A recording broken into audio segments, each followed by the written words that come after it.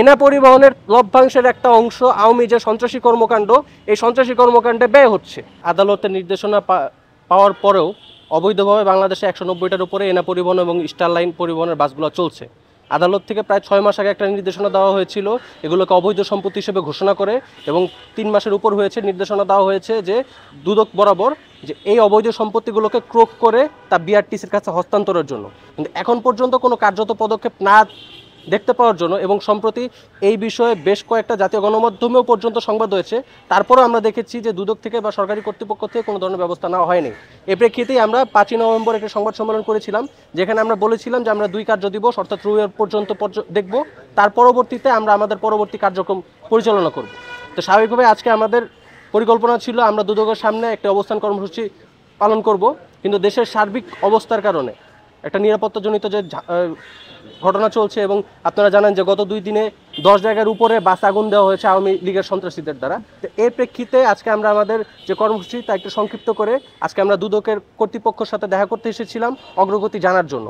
আমরা কিছুক্ষণ আগেই দুদকের মহাপরিচালক এবং অন্যান্য কর্তৃপক্ষের সাথে কথা বলেছি, এবং তারা আমাদেরকে যেটি জানিয়েছে তার জানতে পেরে আমরা আসলে হতাশ হয়েছি।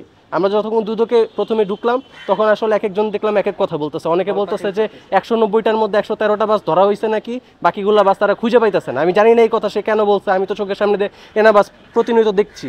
পরবর্তীতে তাদের একজন পিআরও কর্মকর্তার সাথে কথা বললাম, তারপরে মহাপরিচালকের সাথে কথা বললাম। সার্বিক যে আপডেট তারা দিচ্ছে তা হচ্ছে যে সম্প্রতি হচ্ছে তাদের একটা কমিটি গঠন হচ্ছে, যেখানে দুদকের সম্পত্তি বিভাগ, বিআরটিসি, দুদকের তদন্ত বিভাগ, বিআরটিএ এবং বাংলাদেশ পুলিশের সমন্বয়ে একটা তদন্ত কমিটি গঠন করা হচ্ছে, এবং এই তদন্ত কমিটি সরাসরি বাসগুলোকে ক্রোক করে বিআরটিসির কাছে হস্তান্তর করবে। কিন্তু এই তদন্ত কমিটি যে গঠন করা হচ্ছে, তদন্ত কমিটি থেকে এখন পর্যন্ত বাংলাদেশ পুলিশ এবং দুদকের সম্পত্তি বিভাগের ওই ধরনের কোনো রেসপন্স তারা পায় নাই, যে কারণে এটা এখনও ডিলে হচ্ছে। এখন আমাদের কথা হচ্ছে যে 6 মাস আগে আদালত একটা নির্দেশনা দিয়েছে, এখনও তারা ডিলের কথা বলতেছে, এখনও তারা রেসপন্সের অভাবের কথা বলতেছে। এদিকে আপনারা যদি দেখেন যে গত 2 দিনে এই যে আওয়ামী লীগ যে 13 তারিখে একটা লকডাউনের ঘোষণা দিয়েছে নিষিদ্ধ সংগঠন, এই ঘোষণার আগেই গত 2 দিনে প্রায় দেশের 10টা জায়গাতে অলরেডি অগ্নি সন্ত্রাসের মতো ঘটনা ঘটেছে। আজকেও আমরা যখন দুদকে এসেছি আমরা দেখতে পেয়েছি যে দুদকের কাছেই পুলিশের একটা গাড়িতে পর্যন্ত আগুন দেওয়া হয়েছে, এবং কিছুক্ষণ আগেও আরেকটা বাসে আগুন দেওয়া হয়েছে। অর্থাৎ প্রতিনিয়ত এই 13 তারিখ যত ঘনে আসতেছে, আজকে 12 তারিখ, প্রতিনিয়ত দেশের বিভিন্ন জায়গায় অগ্নি সন্ত্রাস চলতেছে, আওয়ামী সন্ত্রাসী কর্মকাণ্ড চলতেছে।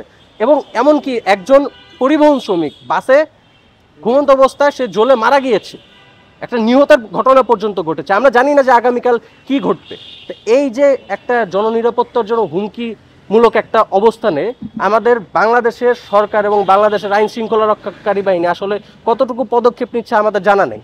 সেখানে এই যে এনা পরিবহন নিয়ে যে কমপ্লেনগুলা এখানে স্পষ্টভাবে জাতীয় গণমাধ্যমে পর্যন্ত এসেছে, এবং আমরাও বারবার দুদককে পুশ করেছি যে এনা পরিবহনের লভ্যাংশের একটা অংশ আওয়ামী যে সন্ত্রাসী কর্মকাণ্ড, এই সন্ত্রাসী কর্মকাণ্ডে ব্যয় হচ্ছে। জাতীয় গণমাধ্যমগুলোতে রিপোর্ট আকারে প্রকাশ হয়েছে যে ঢাকা এবং নারায়ণগঞ্জের আওয়ামী লীগের রাজনৈতিক কর্মকাণ্ডে এনা ফান্ডিং করতেছে। তাহলে এখন পর্যন্ত কেন বাংলাদেশের সরকার এই এনা পরিবহনের বিরুদ্ধে দ্রুত ব্যবস্থাটা নিতে পারে নাই?